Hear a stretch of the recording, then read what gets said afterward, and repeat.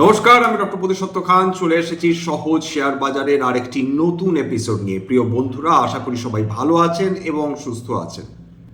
বাজার কি ভয়ানক খেলা খেলতে পারে আজকের মার্কেট দেখলেই আশা করি আপনারা বুঝে গিয়েছেন। সকালবেলা ক্রুড অয়েল এবং ব্রেন্ট অয়েল বেশ খানিকটা নিচে নেমে গিয়েছিল, তার ফলে বাজার স্বতঃস্ফূর্তভাবে একটা উত্থান নেওয়ার চেষ্টা করেছিল এবং নিফটি প্রায় 300 পয়েন্টের ওপর উত্থান নিয়ে ট্রেড করছিল। কিন্তু যত দিন এগিয়েছে নিফটিতে দুর্বলতা আস্তে আস্তে প্রকট হয়েছে, সেন্সেক্সও ধীরে ধীরে দুর্বল হয়েছে।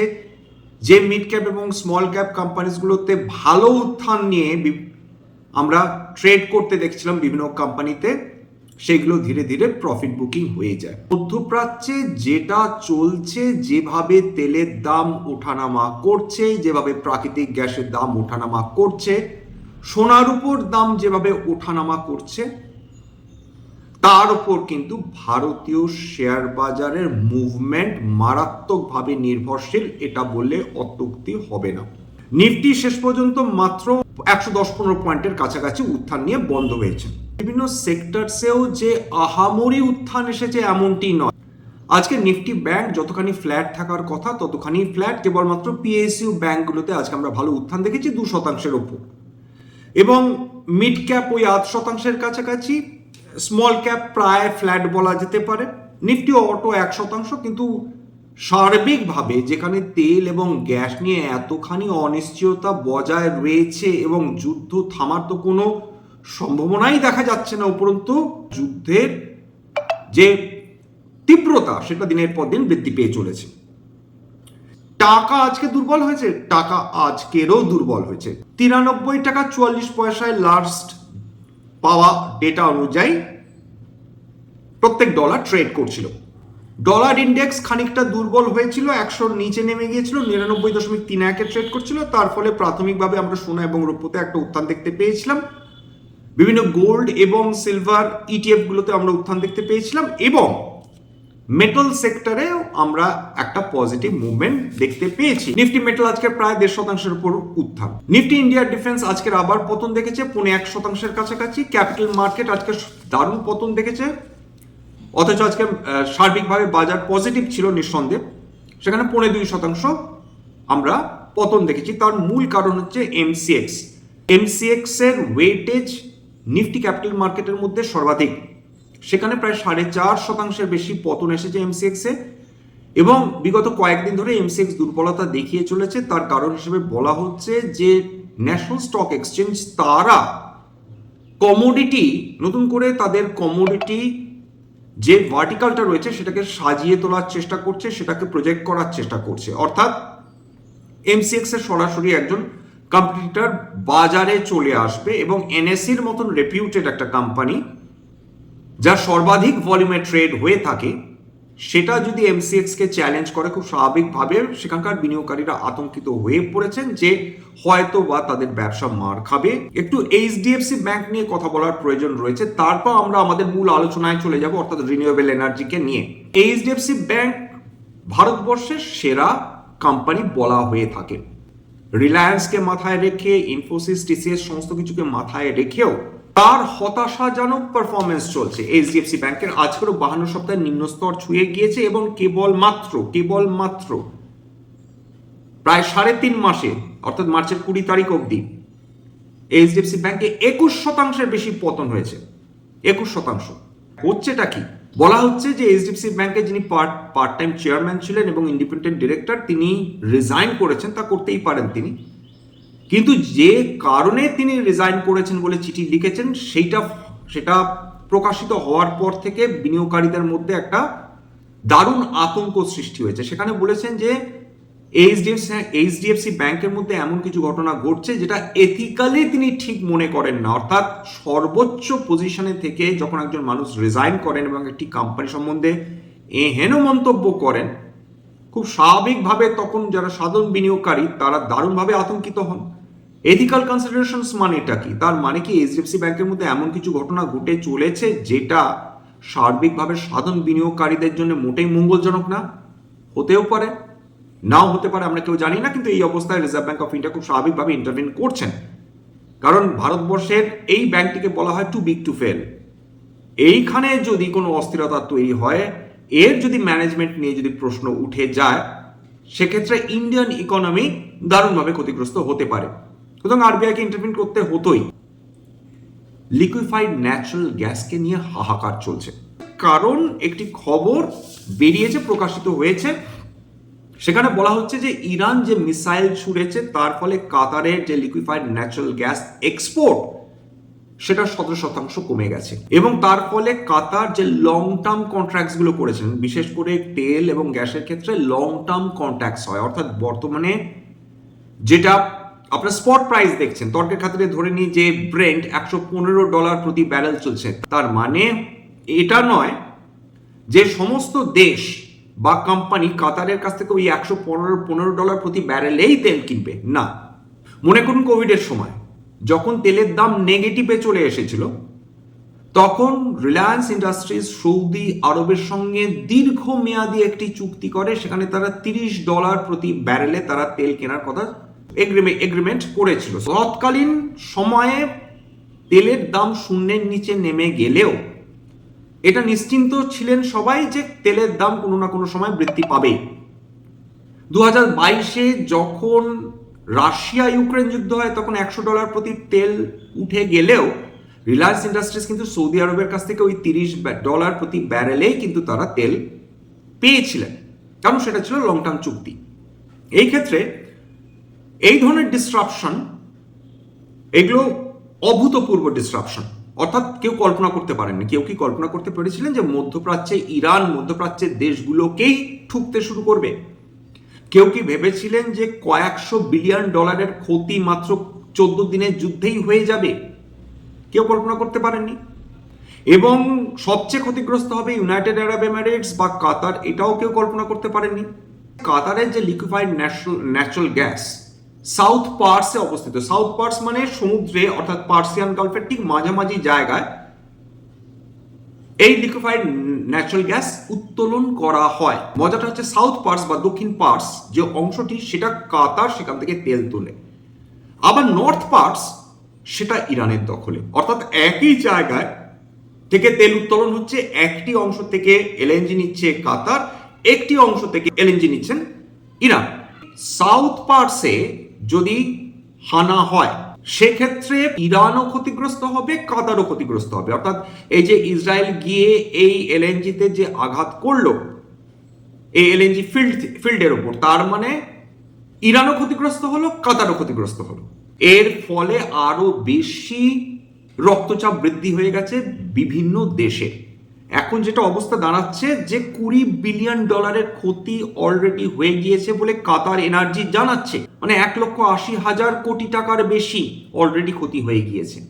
এবং কাতার তারা ফোর্স মেজর তারা রিকল করেছে, তারা বলেছে যে এটা একটা অভূতপূর্ব অবস্থা, যাদের সঙ্গে লং টার্ম কন্ট্যাক্ট রয়েছে বিভিন্ন যে দেশগুলো। কাতার বলেছে এই ফোর্স মেজর রিকল করার অর্থ হচ্ছে যে ভাই, আপনাদের আমরা প্রমিস করেছিলাম যে লং টার্মের জন্য আপনাদের আমরা গ্যাস সাপ্লাই করব, দুর্ভাগ্যবশত বলতে বাধ্য হচ্ছে এই অযাচিত যুদ্ধের ফলে আমরা কোনো এলএনজি প্রোডাকশন করতে পারছি না, ফলে আপনারা টাকা দিয়েছেন বটে, কিন্তু তার বিনিময়ে আমরা কোনো ধরনের প্রোডাক্ট আপনাদের দিতে পারবো না, অন্তত বর্তমান সময় যা চলছে। শুধু তাই না, কাতার এনার্জি তারা যে তথ্যটা সামনে তুলে এনেছে সেটা অতীব ভয়ানক।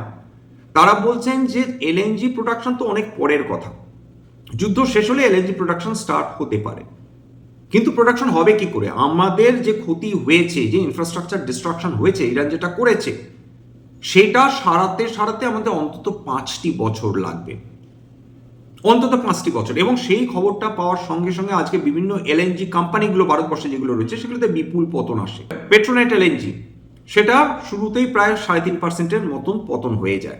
লং টার্ম যদি এলএনজি সাপ্লাইয়ে যদি ডিসরাপশন হয়, এবং কাতার যেহেতু বিশ্বের সবচেয়ে বেশি এলএনজি এক্সপোর্ট করে থাকে, এবং কাতারের যদি এহেন অবস্থা হয়ে থাকে, তাহলে এলএনজি বা লিকুইফাইড ন্যাচারাল গ্যাস বিভিন্ন দেশ, বিশেষ করে ভারতবর্ষের ক্ষেত্রে সেটা পাওয়া সম্ভব হবে? উত্তর হচ্ছে হবে না। তার জন্য অল্টারনেটিভ সোর্সেস, অল্টারনেটিভ চ্যানেল চাই। অতিরিক্ত দাম আমাদের কিনতে হবে। কে বিক্রি করবে? আমেরিকা, কারণ বিশ্বের সবচেয়ে বেশি এলএনজি নিয়ে বসে রয়েছে আমেরিকা। আমেরিকার এই যুদ্ধতে প্রায় $250 বিলিয়ন ক্ষতি হয়েছে। হ্যাঁ, হয়েছে, কিন্তু তারা সমস্তটি পুষিয়ে নেবে। কিভাবে নেবে? ভেনেজুয়েলা কার হাতে রয়েছে?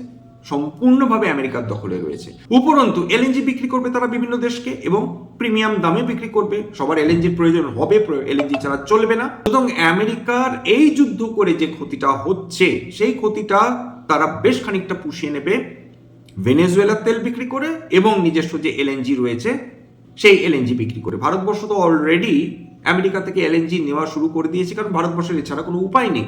অলরেডি সাপ্লাই গ্যাপ তৈরি হয়ে গেল, ডিমান্ড ক্রমাগত বাড়বে। সুতরাং এলএনজির দাম যে আকাশ ছোঁয়া হবে, এটা বোঝার জন্য কোনো রকেট সায়েন্সের প্রয়োজন নেই।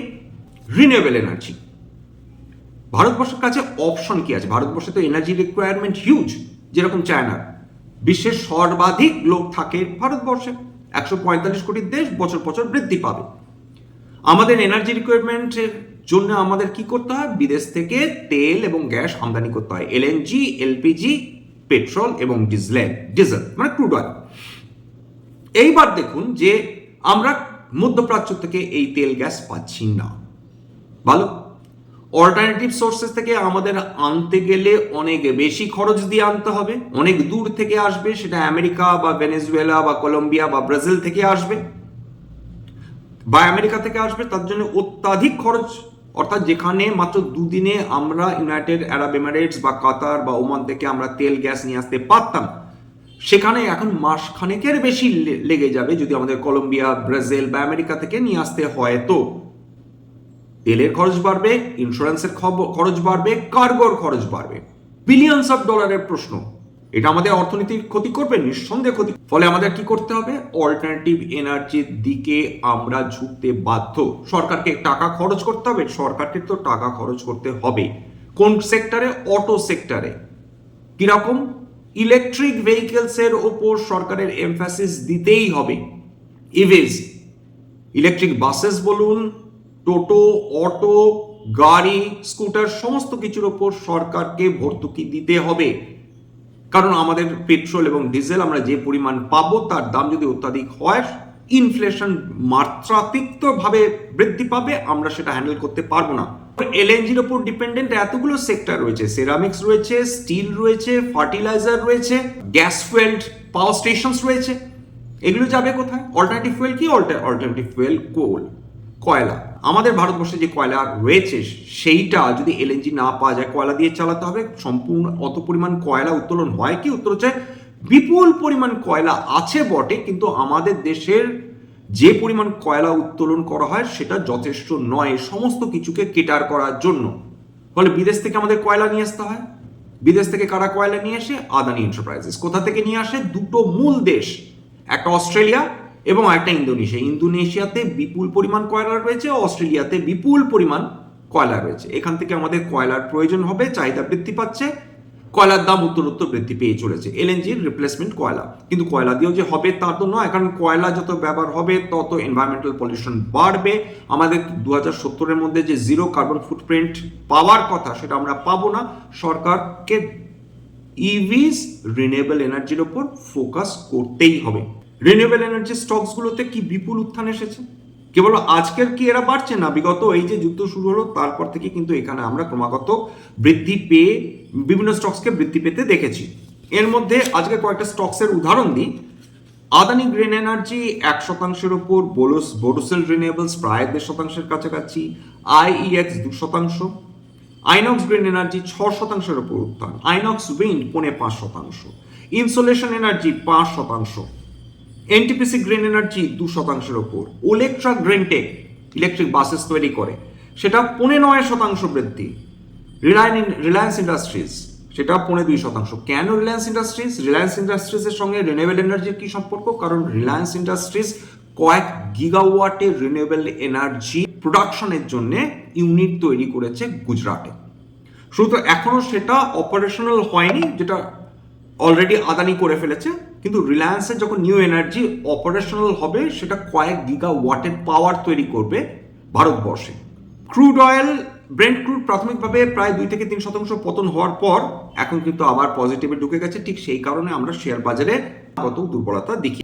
রিনিউয়েবল এনার্জি আজকে এই অনিশ্চয়তার বাজারে হয়তো ভালো পারফর্ম করতে পারবে না, কারণ সমস্ত সেক্টর যদি নিচে নামে খুব স্বাভাবিকভাবে আতঙ্কে বিনিয়োগকারীরা সেফ সেক্টরগুলোতেও যদি বিক্রি বাটা করে থাকে, সেটা ফাস্ট মুভিং কনজিউমার গুডস হতে পারে, ফার্মা হতে পারে, হেলথ কেয়ার হতে পারে, আইটি হতে পারে। সুতরাং সমস্ত কোনো সেক্টরই অচ্ছুত নয়। বিশেষ করে পতন মানে বাজারে পতন হলে সমস্ত সেক্টরই পতন হওয়ার চান্স রয়েছে বিভিন্ন কোম্পানি। রিনিউয়েবল এনার্জির ক্ষেত্রেও সেটা সত্যি। তবে তবে যুদ্ধ একদিন থামবে। প্রত্যেকটা সরকার তারা আরো বেশি বুঝতে পারবেন যে রিনিউয়েবল এনার্জি কি সাংঘাতিক গুরুত্ব রয়েছে। বিদেশি তেল গ্যাসের উপর আমরা চিরকাল নির্ভর করতে পারবো না। বার আমাদের এটা বুঝতে হচ্ছে, ঠেকে শিখতে হচ্ছে। রিনিউয়েবল এনার্জিতে আমাদের ফিরে যেতে হবে, সেটা আজ হোক, সেটা কাল হোক, সেটা বছর দুয়েকের মধ্যে হোক। রিনিউয়েবল এনার্জি এখন একমাত্র উপায় যার মাধ্যমে ভারতবর্ষ বেঁচে যেতে পারে, এখন নয়, সামনের সুদীর্ঘ ভবিষ্যতে। স্ট্যান্ডার্ড ডিসক্লোজার যে কোম্পানিগুলো নিয়ে আলোচনা করলাম, হতে পারে তার মধ্যে কয়েকটা কোম্পানিতে আমার বা আমার পরিবারের বিনিয়োগ থাকলেও থাকতে পারে। ভবিষ্যতে যদি নতুন করে কিনি বা বিনিয়োগ করি, আগাম বিজ্ঞপ্তি দিয়ে কিনতে বা বিক্রি করতে পারবো না। স্ট্যান্ডার্ড ডিসক্লেমার, এটা কেবলমাত্র একটা এডুকেশন চ্যানেল। বাঙালি বিনিয়োগকারীদের ইনভেস্ট অ্যাওয়ারনেস বৃদ্ধির জন্য এখানে কোনো ধরনের কোনো শেয়ারে buy sell recommendation, suggestion, advice এমনকি ইনফ্লুয়েন্স করার প্রচেষ্টা নেই। আমার কথা শুনে যদি কোনো শেয়ার বা কোনো অ্যাসেটে বাই সেল সিদ্ধান্ত নেন, ক্ষতির মুখোমুখি হতে পারেন। সুতরাং সবসময় একজন সেবি রেজিস্টার্ড ইনভেস্টমেন্ট অ্যাডভাইসারের পরামর্শ নেওয়ার চেষ্টা করবেন বা নিজে ডিউ ডিলিজেন্স করবেন। সবশেষে যেটা বলি, যদি এই ধরনের এপিসোড আপনাদের ভালো লাগে, প্লিজ একটা লাইক দেবেন, প্লিজ সাবস্ক্রাইব করবেন, এবং যদি সত্যি মনে হয় আমার বাঙালি ভাই বোনদের জীবনে একটুখানি ভ্যালু অ্যাড করতে পেরেছি, প্লিজ নিজের গ্রুপে শেয়ার করে দেওয়ার চেষ্টা করবেন। আজকের জন্য নমস্কার।